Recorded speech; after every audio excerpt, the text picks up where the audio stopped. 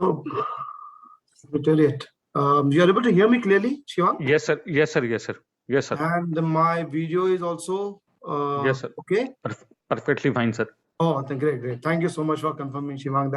That's really good. And I can see that Dr. Parmar has also joined in. Hello, Dr. Parmar. Such a pleasure. You are on mute. If you can unmute, please, it will be really great.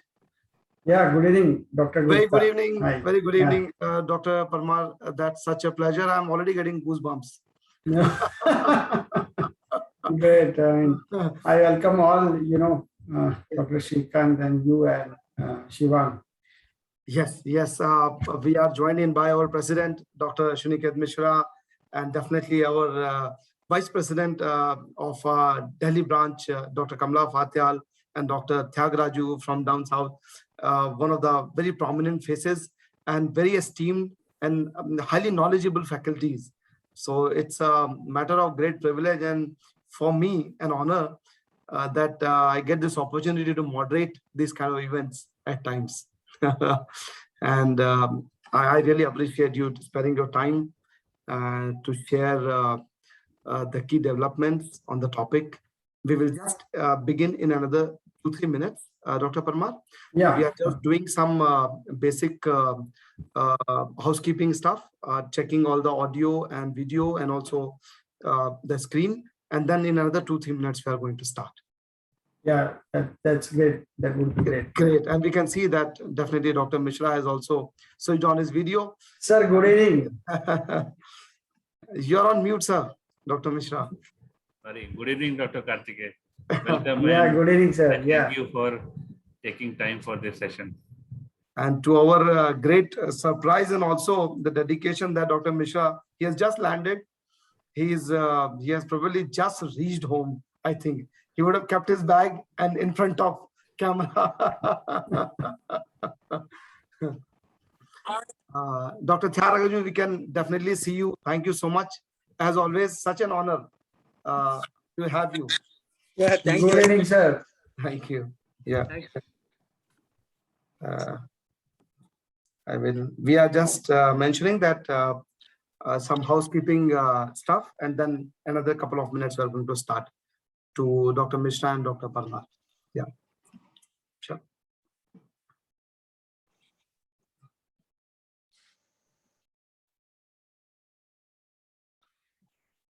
Okay, I think we are ready to go live and definitely ready to begin.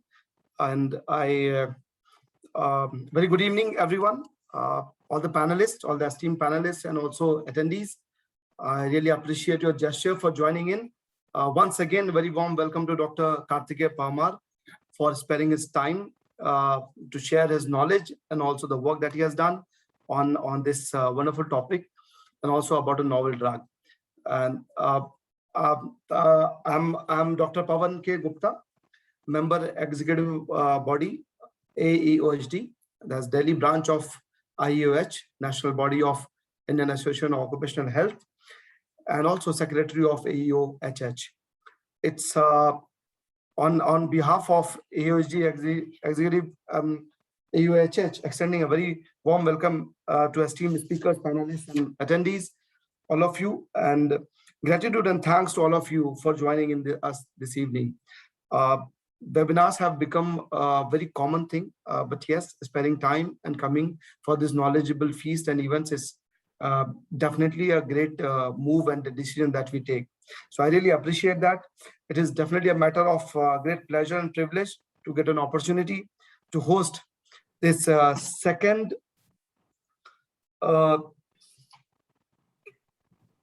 series, second issue of series 2 of ENOC DigiConnect webinar. We are continuously striving to contribute, and the topic on which the deliberation is going to be today is Itolizumab, a novel biologic in the management of COVID-19. It's going to be interesting. New developments are happening almost every day during these COVID times, and we will learn more from Dr. Parmar. Sincere gratitude and thanks to the executive body as well, and also to the Secretariat for managing and during these tough times also managing flawlessly all the events that are going on. As always, we have a great speaker with us in Dr. Parmar, and we will listen to him very soon.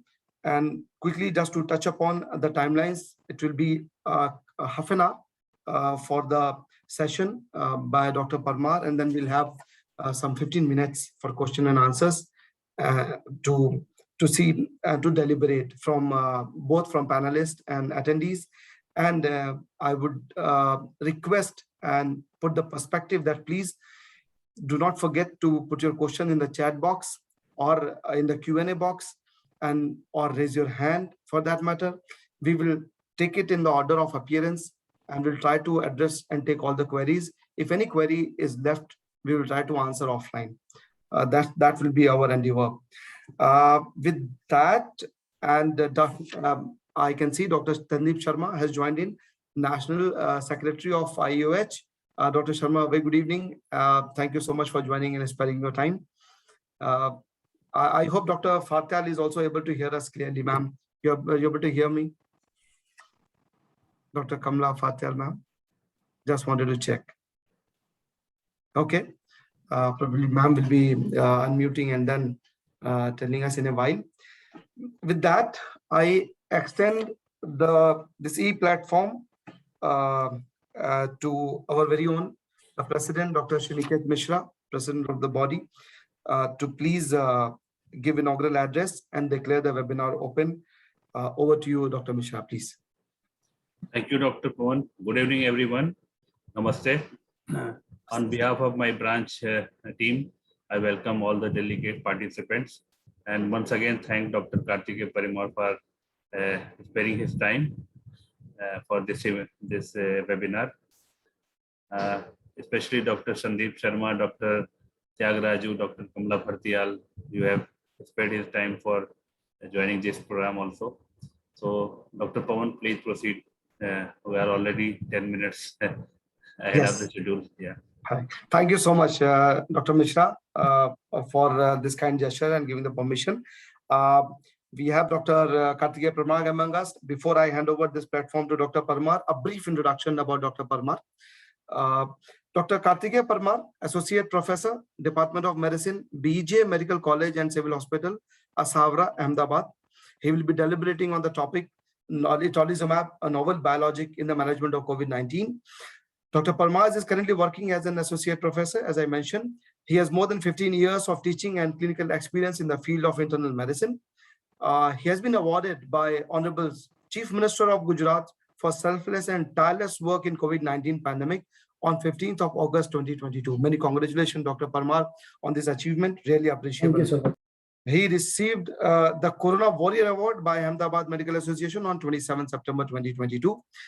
And he has worked in following epidemic and outbreaks. That's very interesting.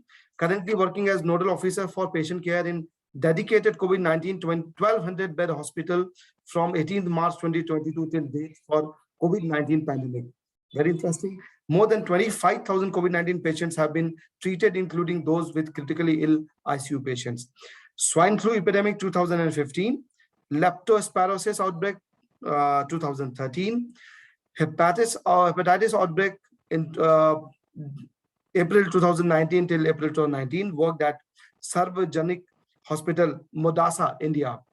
And last but not the least, flood relief camp in Surat, Gujarat in August, September 2006. That's wonderful, Dr. Parmar, great credentials. We are privileged to have you this evening. Thank you so much. Over to you, Dr. Parmar, for the deliberation. Thank you so much, Dr. Pawan Gupta, for such a nice introduction. I welcome specifically Dr. Mishra, President of NOCAN, Dr. Sharma, and Dr. Tyagaraja, and Dr. Kamla. And I would like to start with novel biologics, with for the treatment of COVID-19. I hope you can see my shared screen now. Yes, it is appearing, and now, yes, we can see. Absolutely. Thank you so much. That's great. Yeah. Yeah. So this COVID-19 caused by SARS-CoV-2 virus caused a great threat and challenge to whole world, right? And this is kind of when first we hit with the disease, it scared a lot to human being, and it was a deadly disease kind of thing. But after more than 1 year of experience with the treatment of this disease, we have so many research going on, as Dr. Pawan said, every I would like to say every day. So, and new molecules, they are coming up, but still this disease is challenging in terms of treating really critically ill patient. And when those group of critically ill patients, particularly COVID-19 related complication, ARDS patients, when we pull them out, that is a great achievement to the mankind with this disease. So as you can see in the first slide, that 80% of the COVID-19 patients, they mostly experience a mild symptoms, but look at the 20% hospitalized patients. When they hospitalized with the complications of the COVID, particularly ARDS, acute respiratory distress syndrome, that is a very challenging part of treatment for this patient group of, this is COVID-19 patients. And among those group of patients, 3 to 5% patients, they really become very sick, and they may end up with a great mortality and result into the death. So main reason being across the globe for the critically ill patient in this COVID-19 affected patients would be a cytokine release syndrome, or cytokine, what we call as a cytokine storm, that is linked to and it's a leading cause of mortality in this COVID-19 patient. So just to see the pathomechanism of the cytokine release syndrome, when virus enters into the respiratory tract and it reaches to the alveoli and engulfed by the macrophages, the macrophage being antigen presenting cell will start processing the virus, and it chop up virus into small particles that are proteins. They are presented on this on the receptor of this antigen presenting cell. So when this virus antigen presented with the antigen presenting via the antigen presenting cell or via the receptors, it will be recognized by the T cells of the immune system. And this T cell and antigen presenting cell stimulation will cause activation of the immune system. I'll come back to those little more mechanism of cytokine release in the next couple of slides. But just to say, this antigen presenting cell ultimately activates the T cell, and the immune cascade starts with the release of interferon gamma and tumor necrosis factor alpha. This cytokine release leads to further activation of the own further T cells, macrophages, dendritic cells, and other immune cells. And this virus is also, as you all know, that ACE receptors are expressed on the endothelial cells too. They are attached to the endothelial cells, and that is how that this virus can cause endotheliopathy, what is called as endotheliopathy, and microcoagulation system activation at the same time with the immune system disturbances. So these cells further activated immune cells further release pro-inflammatory cytokines, and importantly, macrophage and endothelial cells, they produce huge amount of IL-6 cytokine and other cytokines. So upon the activation of this cytokine cascade, the more and more cell recruited lysis occurs, and the vicious cycle settings, and that will lead to cytokine release syndrome. And as you can see on the right side, that different grades of the cytokine release syndrome, grade 1 through grade 4, as the cytokine release syndrome goes worse, those grades advances, and ultimately patient succumbs to death, or patient goes into the mechanical ventilation, and we cannot retrieve those 3 to 5% of the patients. So this is the clinical presentation of the cytokine release syndrome. It can affect the patient from head to toe, and mainly it is damaging the lung parenchyma and lung interstitium. And that is how the patient will end up with the hypoxia mainly, and pulmonary edema and respiratory failure. and the patient sinks with the involvement of the kidney, liver, and other organs, and patient will go into even cardiac involvement will lead to hypotension and shock, and ultimately patient requires a very vigorous kind of treatment. So looking on the left side of the screen, left half of the screen, when virus, you can see the virus with the green icons, and when they are recognized by the antigen presenting cells, those cells, they engulf and start processing or start chopping those proteins in the virus.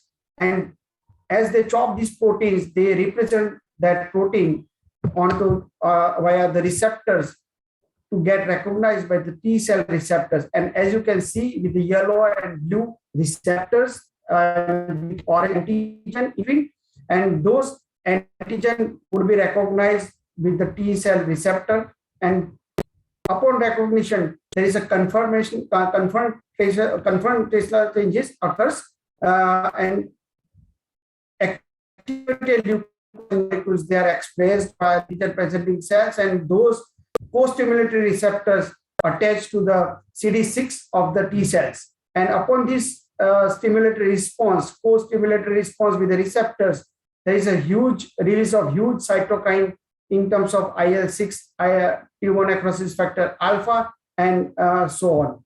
So if we block these CD6 co-stimulatory receptors, there won't be any conformational changes in the T cell, and T cell activation will be halted. And that is how we can prevent the release of huge amount of the cytokines and prevent the patient to sink into the cytokine storm. So as on the right half of the slide, now you can see with itolizumab, that is CD6, anti-CD6 antibody, monoclonal antibody, it blocks the receptor CD6, and that is how the all the confrontational changes won't occur, and that is how the naive T cells would recognize antigen, but it won't fire with a huge number of cytokine release system that will activate another T cells to recruit into the inflammatory response. So with that pathophysiology background, I would like to emphasize on a real world case over here. A 59-year-old male patient affected with the COVID. You can see he is morbidly obese and having fever for last 6 days. And then he developed dyspnea for 3 days and diarrhea for 2 days. Here you can see after 6 days of fever, and as he developed dyspnea, he has been admitted to the hospital on the 9th of June. And patient's SpO2 shows the hypoxia with the 92% of the SpO2. And sequentially, if you can see after 2 days, that is on 11th June, patient still developed progressive hypoxia because of the increase in the cytokine release syndrome, immune disturbances that is destroying the patient's lung tissue. So patient, when admitted, delivered oxygen to maintain saturation, to keep the saturation SpO2 above 94 via the mask. 2 liters of oxygen has been given, and you can see the lab parameters that patient's total count was 6,500 and absolute lymphocyte count was little low. Absolute neutrophil count was okay, and look at the CRP was quite high, 26.7. So on 11th June, patient progressed with the worsening of the hypoxemia. Patient required 10 to 15 liters of oxygen via venti mask, and patients again ferritin and other inflammatory markers went up. So these patients' clinical scenario typically reveal with the history of increasing oxygen requirement, hypoxemia with increasing inflammatory markers, and patient with the COVID-19 developing cytokine release syndrome. The patient was given first dose, the dose of itolizumab on 14th of June, and look at the 2020 next day, 24 to 48 hours after, patient responded very well with the itolizumab, and patient started recovering in terms of decrease in oxygen requirement from 10 to 15 liters, which was on 14 June to 4 to 6 liter on 17 June. Parallelly, you can see the patient's CRP and other inflammatory markers went down significantly, and patient came out of the danger after 28th June, and patient saturation now maintained with again 2 liter of oxygen via mask to around 95%.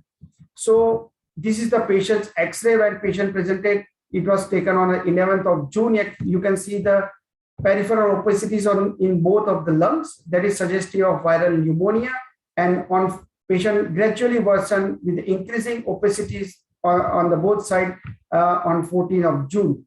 When patient given the dose on the 14th June, confirming that patient is developing cytokine release syndrome, on very next day, you can see little worsening. In my opinion, when we treated thousands of patients in our dedicated 1200-bedded COVID hospital, when you give this molecule, patient will show a little rebound in terms of cytokine release. It is a very transient, and that is how patient may worsen radiologically. Patient X-ray may worsen radiologically, but clinically, definitely patient will start improving after 24 hours, and maximum response will be there after 72 hours of this itolizumab dosing. So you can see on the 16th and subsequently on 19th of June, almost X-ray opacities has been cleared, and it is very less on 19th June. Parallel to the clinical findings and lab parameters of the patient with COVID-19 who synced into the cytokine release syndrome, and after itolizumab, patient recovered with the cytokine storm, and patient not only clinically but lab and radiologically also responded very well. So one dose of itolizumab was evident to improve not only clinically but it is capable of reducing inflammatory markers, and there is a significant radiological improvement is there when you give in a correct time. So itolizumab, it is a well-tolerated and safe, and it is also cost-effective when you survive a sinking patient. And so treatment of cytokine release syndrome, when it is moderate to severe ARDS due to COVID, this molecule is working, I would like to say, magically. I have seen magical response in many of the patients when you grab the patient in a correct point of time when they are sinking with the cytokine release syndrome due to the SARS-CoV-2 virus infection. And here you can see this is slide about the when to give itolizumab. So just to briefly discuss about the virus pathophysiology, if you know the timeline and pathophysiology of this COVID-19 virus, you can treat excellently with the different molecules to this patient. First 10 days, I would like to say this is the phase of viremia, and particularly from the 4th to 8th day or 7th day, patient will progress with the viremia, and patient's own immune system will start clearing the virus as much as possible. So there is 80% of the patient, I told in the very first slide, they are able to clear the virus by their own body's immune system mechanism.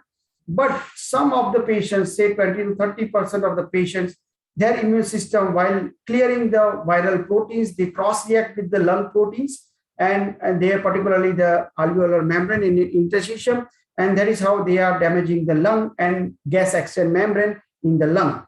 So those group of patients, they start developing radiological opacities and lung lesions after almost 7th to 8th day of illness, and they will depends on their immune system dysregulation. They goes on damaging their lung. Though the viremia is clear after day 10 of the illness, the pulmonary phase that may last up to 28 days. But early you intervene with the cytokine release syndrome, early you pick up this cytokine release syndrome, the better would be and the magical response you would get with the itolizumab kind of molecule. So here you can see, I said from 7th to 8th day onward, the patient will start showing lung opacities and pulmonary phase. So you can You can parallelly monitor a patient clinically with the lab parameters, including inflammatory markers like IL-6, IL-10, TNF alpha, or CRP, LDH, ferritin, and so on. So looking to this, you can monitor for 24 hours trend of this rising trend of the inflammatory markers, and you just take a quick decision to start this molecule that prevent the cytokine release syndrome. So 8 to 12 days would be the best timeline to give these molecules and get the maximum response. So when you give this molecule, patients responds very well in terms of clinically, as well as they will respond in terms of significantly reducing the inflammatory markers, and radiological improvement would be there. So let us see some study results of this itolizumab in COVID-19 patients that has been done across the 4 sites in Mumbai and New Delhi, and KEM, Nair, and LNJP and AIIMS Hospital.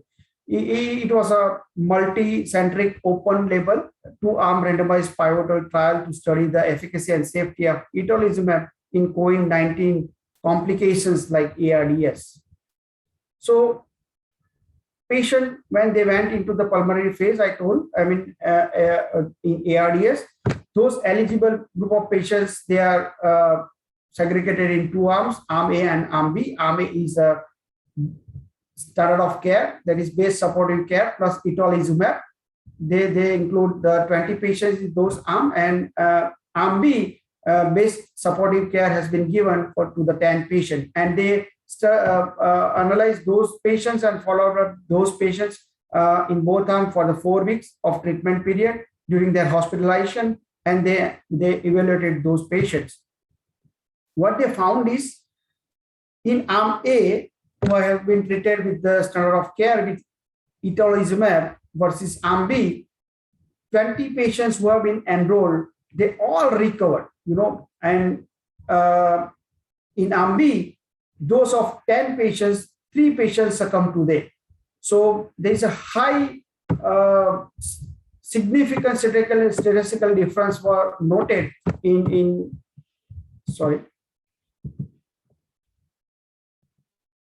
So significantly high statistical difference was seen in arm A with the significant p-value of 0.0098 in terms of mortality in those compared to arms. In arm A, itolizumab has got a wonder response and did not allow the patient to sink with the cytokine release syndrome. They also analyzed the efficacy in terms of weaning off the O2 therapy and invasive mechanical ventilation intervention. You can see in arm A on the left column, they enrolled 20 patients. You can see all the patients on arm A were weaned off successfully off the oxygen by day 30, and none of them they progressed to hypoxemia that required invasive mechanical ventilation, while 2 patients in arm B, they require non-invasive ventilation and worsen, and subsequently they require invasive ventilation too, and they succumb to death. And patients not on invasive mechanical ventilation or non-invasive ventilation had improved and shifted to NRBM, face mask and nasal cannula in arm A. So this itolizumab arm has got a significant benefit and quick response. Patient responded very quickly, and they can be successfully weaned off quickly out of O2. Again, they analyzed in these 2 groups PF ratio, PaO2 upon FiO2 ratio, and you can see the PFR gradually increased and at a significant level from baseline. It was you can see in the blue line, and that is arm A, and the red line is arm B. And there was a mean change of 190 in PF ratio in arm A versus only 106 in arm B over period of 28 days. So patient rapidly and sustainably improved with the PF ratio, and patient came out of the moderate to severe ARDS to no O2 requirement or on the face mask, the nasal cannula, and then they could be discharged home successfully. And this is the slide again showing in the same study IL-6 levels. The key marker of cytokine release has been analyzed in both arms, and you can see on the left side the sharp decline in the mean IL-6 levels has been noted in arm A compared to arm B, and there is a 4-fold decline in arm A versus only there is a 30% increase in arm B in IL-6 level sequentially when they are monitored for the 4 weeks. Again, the inflammatory marker TNF alpha level has been analyzed, and you can see on the left side with arm A of itolizumab with standard of care, there is a greater than 4-fold decline in the mean TNF alpha level and after infusion of the itolizumab versus there is a sharp increase in TNF alpha level in arm B. D-dimer also in itolizumab arm, you can see the baseline D-dimer in arm A and arm B. You can see the change of 2.39 microgram per ml versus 1.51, and there's a consistent reduction in D-dimer has been observed in itolizumab arm versus the standard of care arm B. LDH again in marker of inflammation, it has been consistently declined in itolizumab arm versus there is a lot of variations and in high increase in the LDH inflammatory marker in arm B. So from this study, they concluded that primary endpoint of mortality was statistically high and significant in favor of itolizumab. So this molecule is a wonder in terms of preventing mortality when patient experiences cytokine release syndrome. Other key endpoints of lung function, such as significant improvement in the PaO2 and O2 saturation, including PF ratio, has been established statistically in itolizumab arm. Key inflammatory marker IL-6, TNF alpha, LDH, they are all significantly reduced by the itolizumab, and thereby they are the preventing hyperinflammatory response that is occurring in this COVID-19 disease. Itolizumab, again, they found that it is a safe and well tolerated in all COVID-19 patients. Infusion reactions they have noted in some of the patients, but it could be manageable with the slowing of the infusion rate of the molecule. Itolizumab effectively controls hyperactivation of the immune system in response to COVID-19 virus and prevent morbidity and mortality related to this cytokine release syndrome. These are the publications, has been done in different journals, and they showed on the right side, you can see it has been published in Cuba, and they use this molecule in COVID-19 affected patients with the multiple comorbidities like hypertension and diabetes. And even those group of patients, they are more likely to go with the weird immune response. And this molecule has given a wonder response in patients with the COVID-19 and high multiple comorbidities. They enrolled around 19 patients, and out of that, 80 patients were successfully discharged to home with this itolizumab when it has been given in correct timeline at the time of development of the cytokine release syndrome. So itolizumab was found effective and safe in moderate to severe COVID-19 patients. And I would like to add on that COVID-19 patients who are experiencing ARDS with the comorbidities like hypertension, IHD, and diabetes, they are also responding in excellent way with this molecule. This again, the study case has been published with the anti-CD6 humanized monoclonal antibody, again itolizumab, that halts the disease progression and severity of acute respiratory distress syndrome in COVID-19 patients. This is again published in JAPI. The patients have been treated with the itolizumab when they went into the cytokine release syndrome and experienced the moderate to severe respiratory distress syndrome. And they concluded that single dose of itolizumab accelerated recovery in adult patients with COVID-19 by controlling immune hyperactivation. This is again study published with the itolizumab treated patients and they successfully recovered the group of patients when they are picked up in a correct timeline of ARDS and cytokine release syndrome. So this is the table showing anti-CD6 monoclonal antibody itolizumab when they are compared to tocilizumab.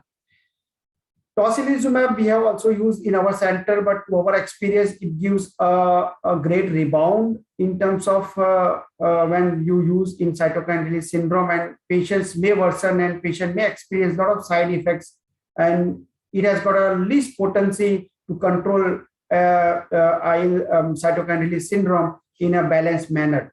So itolizumab downregulates not only IL-6 but IL-2, TNF-alpha, and IL-17, which are the key inflammatory cytokines that is playing role into the cytokine release syndrome, versus tocilizumab blocks only IL-6. So this is the benefit of itolizumab when you are dealing patient with the cytokine release syndrome, to smoothly and sustainably control immune dysregulation with the multiple cytokine molecules. Again, the mechanism of action is, as you know, itolizumab binds to CD6 receptors and blocks the ALChem-mediated T cell activation. And definitely it has got a longer duration of action, and due to upstream effect of itolizumab on the immune pathway, versus IL-6 inhibitor tocilizumab, it blocks at the receptor level, and it works through the more downstream pathway in the immune system. So it has got its own disadvantages versus itolizumab. So to conclude, subset of population where itolizumab might provide maximum benefit.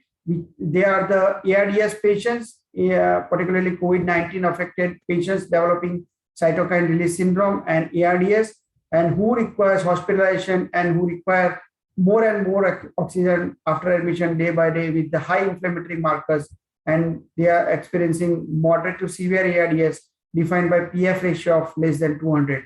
So when you pick up this patient in correct timeline of the disease and give this molecule, you will definitely get a wonderful magical response with the itolizumab, and you can pull out your patients from a great mortality. Patient on the verge of getting into the cytokine storm, as evident by the raised inflammatory markers like ferritin, LDH, D-dimer, high CRP, high IL-6, along with the increased oxygen demand and clinically judged cytokine release syndrome. Those group of patients benefit maximum when they are treated with the itolizumab anti-CD6 molecule. So patient already on remdesivir, antiviral, and not responding to the steroids are candidates for the itolizumab. So when you have nothing to left with, when patient doesn't respond to steroid, patient sinking, patient showing sequential high and high every 24 hour, almost doubling ferritin, high CRP, IL-6, and clinically you take a decision, you take a call to give itolizumab safely to those group of patients to prevent them to further deteriorate into the cytokine storm and developing ARDS. So thank you very much, and I hand over again to Dr. Pawan this session to go for the further question and answer session. Thank you so much, Dr. Parmar, for those illustrative thoughts, and also for sharing those wonderful pointers, and also the development that have happened over a period of time. I think anything that worked during COVID, anything which was saving lives of people was treated as magic, and people were definitely looking forward to it. With this kind of drug coming into picture, decreasing oxygen requirement, which was the most prominent thing that was required across the world probably, and improvement in the lung fields, as you mentioned, and improving in the definitely lab results, pathological readings, and I am sure clinically also patient would have started feeling better as soon as the drug was administered. And we definitely have learned during our first session as well about itolizumab, but this was again an eye-opening wherein we see the practicalities and the pragmatic approach and how it can improve if we are in need during these tough times. With that, definitely loads of thanks for sharing. I move on quickly to our AUHS President, Dr. Shiniket Mishra, for his comments and feedback. Please, Dr. Mishra, over to you. Thank you, Dr. Pawan. Thank you, sir. As you said that we are very much knowledgeable now for the use of this wonder drug, which will help in, which will like improve the outcomes of COVID patients. And the knowledge is much more now with all of us. So I think definitely patient will be benefited from this knowledge, and we will share with our colleagues, and this will be a good drug for improving the outcome of the patients. So now the session is open for question and answer. Yeah. Thank you so much, Dr. Mishra. I reach out to our panelists, esteemed panelists, and in that order, I reach out to Dr. Kishore Ji Parikh, who has joined in. Dr. Parikh, if you can hear us, please share your thoughts. Okay. Hello, yes. good evening, everyone.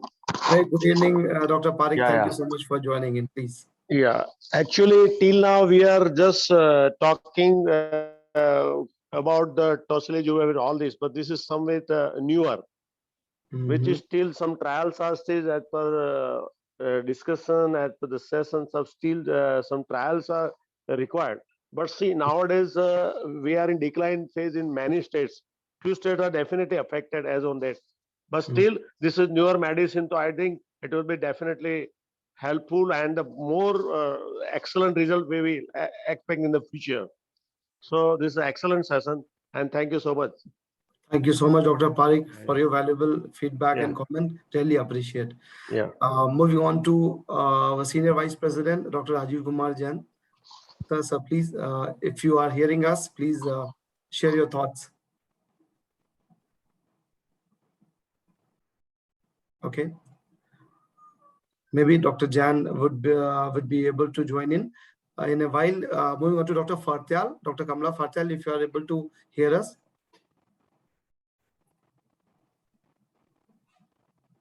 Okay. Yes, Dr. Pawan, thank you for the wonderful session. And thank you, Dr. Sab. That was a very, I think, welcoming topic, because, you know, still COVID is on and there are few cases who are needing these monoclonal antibodies. And I just wanted to know, will this be easily available? Because when during the second wave, we saw a phase where remdesivir and tocilizumab, these medicines were had gone out of the shelf, and patients were finding it very difficult. They had to purchase at astronomous rate. So I just wanted to know, is this available freely? And if so, what is the cost of this medicine? Yes, I mean, you know, this molecule, you are absolutely right. When we experienced the first wave, this kind of molecule was not, it was used, I mean, still in guidelines, they are off-label use, right? But in this COVID-19 affected patients with the cytokine release syndrome and experiencing ARDS, when across the world, when they are used and tried in a multiple clinical trial, including we have also tried this monoclonal antibody, tocilizumab and itolizumab at our place in our hospital, dedicated COVID-19 hospital.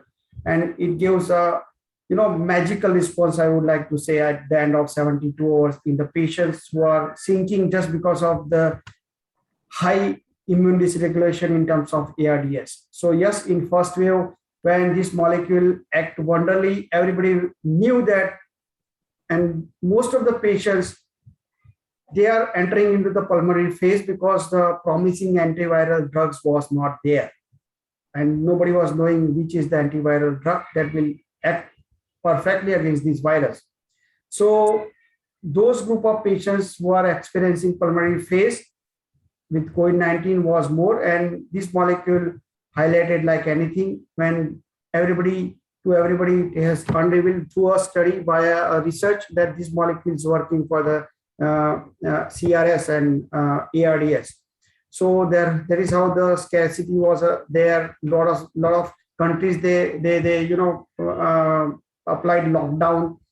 The transport issues were there. So a lot of factors were there for the availability. But now, after more than 1 year of disease globally, the drug manufacturers they make these different kind of monoclonal antibody. And earlier tocilizumab was there, but now itolizumab has, as I emphasized in my presentation, as it blocks the immune system earlier in the pathway, it has got a very, very good response in terms of no rebound, very less rebound and smooth control of cytokine dysregulation. So this drug nowadays would be available really to, most of the patients.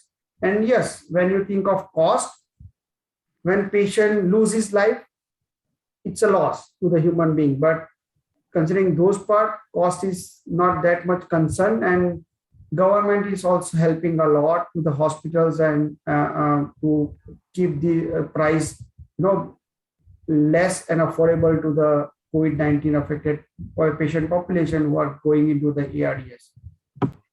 Thank you, Dr. Sab. I also wanted to know that some patients had some sort of reaction also with tocilizumab. Did you experience such problems, or you feel it is safe that there's no problem with the patients getting it? Could you tell me, in your experience, which kind of reactions you have seen or heard about the tocilizumab? Because it was with some of my patients who were admitted in our hospital, in higher centers only. There, the pulmonologist said that tocilizumab is, the patient is able to handle it better than itolizumab. So this was one of the reasons why the demand for tocilizumab was more, because there were some sort of reactions which I'm not able to give it to you clearly. But this was one of the reasons which, due to which I had to search for this medicine for a couple of patients of mine who were in the ICU. We have used kind of 100 or thousands of tocilizumab and these molecules at our place in our hospital. So to my experience, we eventually learn the dosing. These are the molecules, they are not meant for this CRS to start with, but eventually scientifically we came to know that they work in promising way. And if you see the literature of the molecule tocilizumab or itolizumab, they wrote that 4 to 6 milligram per kilogram dose. Yes. So eventually what we learn is low dose tocilizumab or low dose itolizumab works in a wonder way without side effect. When you escalate with the 6 milligram per kilogram, particularly in obese and comorbid patient with multiple comorbidities like hypertension, ischemic heart disease, and this diabetes, those group of patients experience more side effect when you use the higher dose towards the more than 4 milligram per kilogram. So we use 200 milligram of tocilizumab or equivalent itolizumab in our experience, and that give a wonder response irrespective of patient's weight or irrespective of patient's comorbid or non-comorbid patients. Okay, doctor. Thank you very much. Thank you so much, Dr. Fartyal, for that interactive quid pro. We definitely, I received some information from someone from that it is really available, definitely now in the market, but the cost is around 23,000 or something for 100 mg. Alzumab. So just shared it here. But before I lose the track, I am straight away going to Dr. Sandeep Sharma, National Secretary of Indian Association of Occupational Health. Dr. Sharma, once again, a very warm welcome. Over to you, please, for your feedback, comments, suggestions on way forward, please. Thank you, Dr. Pawan and Dr. Parmar. And thank you, Haryana branch, for organizing this second in the series. So it is a branch which has now come up very well with all the statutory things, bank details, and everything in order now. So I'm quite enthusiastic now that they will perform in a much better way, and they can regularly now organize these programs. And this specifically about this academic sessions, as rightly mentioned by Dr. Kamala Fartiyal also, she is Vice President of Delhi branch, and she is medical head of NHPC. And I am from Indian Oil Corporation. I am GM Medical in Indian Oil. So, and Dr. Kishore Parikh is our Joint Secretary, National IUH. So many people, senior officers, they have joined this particular program. So this is very enthusiastically, we can see this branch will emerge as a very vibrant branch, and Dr. Pawan and Dr. Sriniket Mishra as office bearers, they will take it forward. And regarding your session, Dr. Saab, this particular molecule, yes, it was in short supply at that particular time when it was most required. Yeah. Now it's used in this COVID, especially this cytokine storm for prevention of it. It is well established now. But once this COVID goes away, what is the other uses of this particular molecule which can be thought of, so that what are the other indications of this particular molecules that I would like to know, sir? I mean, these molecules, they are a long back. They have been used for the rheumatoid arthritis, right? And many other melanoma and other cancerous diseases. They are, these are all the inflammatory molecular mimicries. When the disease, they are showing this inflammatory molecular mimicry like CD166 and CD6 interaction kind of thing. Those diseases, they are the area where these molecules were used, and still it is being used, right? So after COVID, the use will be continued, no doubt, non-COVID era. And you can also use in other patients who are going into ARDS, and make sure that the patient is not in sepsis and having other fungal or bacterial or other comorbid condition. And you have to keep in mind that when you are using for the ARDS, again, I said, you will keep the dose to a lower side of milligram of kilogram in terms of weight. So it won't give a much harm, and you can pull out those ARDS patients out of the disease. So during COVID, actually, we have repurposed so many drugs which were being used for other diseases, but they have proved to be effective in managing COVID and COVID-related immunodysregulation or some other problems associated with COVID. So thank you very much, Dr. Parmar and Dr. Sriniket and Dr. Pawan. Dr. Pawan, there are a few questions in the Q&A box, and Yes. I think Dr. Lele has raised his hand. Yes, yes. I was straight away going to Yeah. Dr. Lele, but before that it will be Dr. Thyagarajan who will be sharing. But yes, I was about to announce. Dr. Lele, we are just coming to you. I'm unmuting you. You can ask your question, Dr. Lele, after Dr. Thyagarajan has expressed his thoughts and comments. Dr. Thyagarajan, please. Good evening, Dr. Pawan ji. Good evening, sir. At the outset, it gives me great pleasure to mention that today's topic is most wonderful topic. Yeah. And the speaker is very nicely fascinated, and he has expressed very beautifully. And it is a roadmap and benchmark to all of us. And only one thing I just wanted to know today, now we are facing a lot of avascular necrosis of the head of the femur, and also neuropathic joints are facing due to this post-COVID patients, those who are positive, and those who are in ICU, they are coming with comorbidity like diabetes mellitus, avascular necrosis of the head of the femur, and this peripheral neuropathy. These things are coming. And what I feel is when we face this kind of complication, I think while treating these cases, we have not up to date, we have managed those cases, because once we face a lot of these complications means we have a doubt that why these patients are facing this kind of problem, why this all these wonderful drugs, whether they acted on this virus or not. This is the question we are facing. I would like to ask the learned speaker, sir, you have explained about heterochromopathy. Kindly explain why this avascular necrosis and neuropathic joint, and even also this COVID cases or relapse is there. Could you please enlighten us, sir?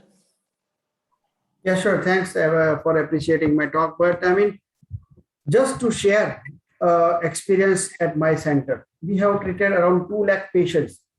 They have passed through our 1200 bedded COVID hospital, you know. So when you're looking the patient in a mass in our country, screening program is not that great. So when patients admitted, they are, you know, having hidden diabetes. For example, they don't know they are having diabetes. And on top of that, they have got a disease that is posing stress on to the patients. Patient is given these steroids because this disease is, believe me, steroid responsive disease. So multiple factor leads to add-on or onset of new comorbidities in terms of diabetes. And second part is this COVID-19 SARS-CoV-2 virus. It is, you know, using the ACE2 receptors, which are also expressed on the endothelium of the vasculature, and that is how it causes the coagulopathy. So some people, they are also giving steroid in a unnecessarily high dose or for a sustained period of time, and that gives a bad impact in terms of worsening of the osteoporosis and worsening of the avascular necrosis, which are the, you know, patients who are likely to develop them, and they precipitate all the events. So disease per se and the drugs, you know, I would like to say judicious use should be there of the steroid and other drugs that you are using in these COVID-19 patients. Thank you so much, Dr. Thiagaraju and Dr. Parmar for that answer. Yeah. Over to Dr. Dulera. Dr. Dulera, you can please unmute and ask your question, please. Yeah, very nice. Nice way it has been explained, but I just wanted to confirm whether it is still in the current guidelines of the treatment of the COVID, whether the tocilizumab is still recommended for the treatment, or it has been discontinued. Thank you, sir. Still, it is in, you know, heading of off-label use, because when you know there is a likely that, I mean, with the grace of God, if the third wave doesn't come, that is wish from the whole country and whole world. But suppose there is some dangerous mutations or something happens wrong, and patient again start coming to the hospital in pulmonary phase, you have this molecule. This is the only molecule which works when the steroid doesn't work or the steroid function is ending at that point of time. So when you want to pull out really patient out of the cytokine release storm and ARDS, this is the molecule that can pull out those group of patients. So they still continued under ICMR and MOHFW guideline. They still highlighted it as a off-label use. Thank you, sir. Thank you. Thank you. Thank you. Dr. Dulera is Factory Medical Officer of Schneider Electric India Private Limited at Mumbai, based at Mumbai. Thank you so much, Dr. Dulera. Your questions always give a lot of motivation and encouragement for interactive session. I can see Dr. Jan has commented. And if at all, Dr. Jain, you are able to hear us, final comments from your side, please. Dr. Rajiv Kumar Jain. And okay. I saw Dr. Ashish Vijay Jain also joining in. Dr. Ashish Vijay Jain is Global Medical Director for the Pharma Division of GSK. And somehow he has probably, I cannot see him in the panelists right now, but he was definitely there. So thanks to him for joining in. With that, I do not see any questions or queries pending as of now in front of me. And we have also reached our time to end the session also. So I think it's time that I thank you wholeheartedly, Dr. Parmar, for sparing your time, joining in. sharing Pawan, those- Dr. Lele is raising his hand. You just Once again, okay. But he can unmute and talk. Yes. Dr. Lele, yes. Dr. Damodar Lele, please. Yeah, I'm here. Now, I would request speaker to show the slide for a single patient whom we had treated during June. Dr. Lele, we could not hear you clearly. Can you please repeat your question, please? I would request the speaker to show the slide of a patient who was treated by him in June 21. He showed one patient Yeah. which was treated, because I need bit of clarification, nothing else. And if we are over the time, then don't bother about it. It will be up to Dr. Parmar. Yes, I think he has already presented the screen and we are on the screen. Dr. Parmar, I hope you have time. You're mute. This first slide, that first slide, which is seen now. Above that, above the X-ray, yeah. Dr. Parmar, can you please? Okay, I'll just unmute. Yeah, I mean, I just want to know, see, you were talking about interleukin as the important investigation, and I don't see any change in the interleukin levels for this patient right from the beginning. I mean, could you see on 11th June, there is 44.21? And then it is 44.47. Yes, 44.71. yes. So, And you were mentioning about the marker for giving this particular medicine. so I was a bit confused about that part. okay. Let me clarify those. I mean, that Because even confusion. for the other markers also, see this, they are Okay. the same. Okay. So, I mean, can you see IL-6 44.6 before dosing days? That is 11th June. Right? Now, on 14th of June, patient has been given itolizumab, right? On the 15th of June, that is after 24 hours, his IL-6 was little high, right? Then 17th June, it was 44.26. But after 72 hours, that is after 17th of June, you can see on 20th, the marker has dropped to 10.23. So IL-6, some of the labs, they give upper range of 3.5 picogram per ml, or some labs, they give 7, that is upper normal limit, 7. So this is 44.2 is quite high, right? Agree with me? I mean, you have shown one particular slide of arm B, arm A and arm B, where that 44 point whatever was shown as a lowest limit. The earlier it was more than that, for those arm A and arm B cases. Dr. Lele, that is comparative, from the baseline, that slide is showing from the rows baseline. I mean, 44.21 was the baseline. And from that, after dosing of the molecule monoclonal antibody, how much it declined over a period of 4 weeks, like that. That was the statistical analysis of those parts.